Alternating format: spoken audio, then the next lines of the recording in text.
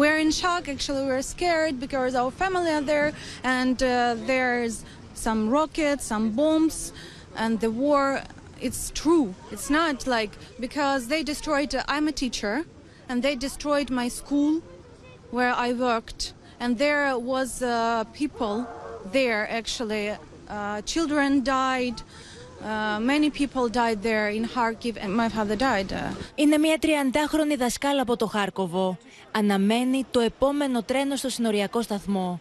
Περιγράφει στην κάμερα του Open τη φρικαλαιότητα του πολέμου που έζησε στην πόλη της. A war. Our house is destroyed. Yes, because in Kharkiv is the most. There are bombs coming from Russia, and our family stayed there.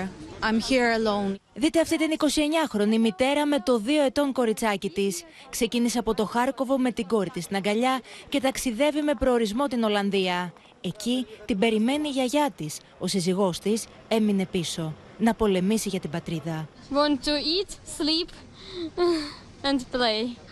We traveled to Holland, Netherlands. We have a grandmother here.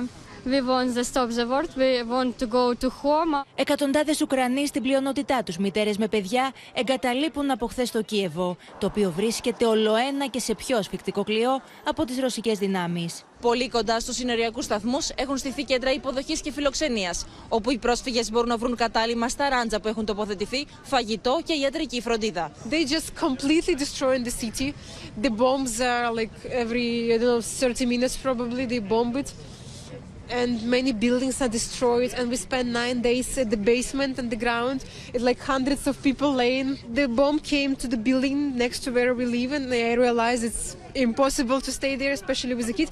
We go to Prague because we have a friend living there. Μητέρες με τα παιδιά τους από όλα τα σημεία της χώρας, ακόμα και από αυτά που οι Ρώσοι δεν έχουν προσεγγίσει, αφήνουν τα σπίτια τους για να νιώσουν ασφαλείς. In our city it's not bombing now, but it's so scaring, and we have a child and we decided to go out. Of course we are afraid and we want it stop now, and we want back home.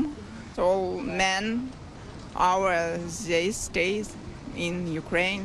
Η Αδαμαντία Λιόλιου καταγράφει με την κάμερα του Open από το πρωί ως το βράδυ την πορεία χιλιάδων Ουκρανών προσφύγων στα σύνορα Ουκρανίας-Πολωνίας. Το συγκεκριμένο βαν περιέχει τον κατάλληλο ιατρικό εξοπλισμό, ώστε να γίνονται εξετάσεις και να παρέχονται οι πρώτες βοήθειες στους πρόσφυγες που περνούν τα σύνορα και φτάνουν στο πολωνικό έδαφος. You can see from everywhere the whole world come help.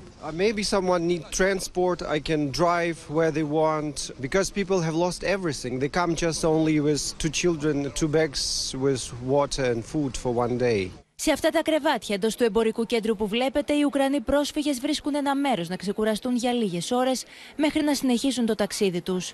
Ένα ταξίδι που για πολλούς έχει άγνωστο προορισμό.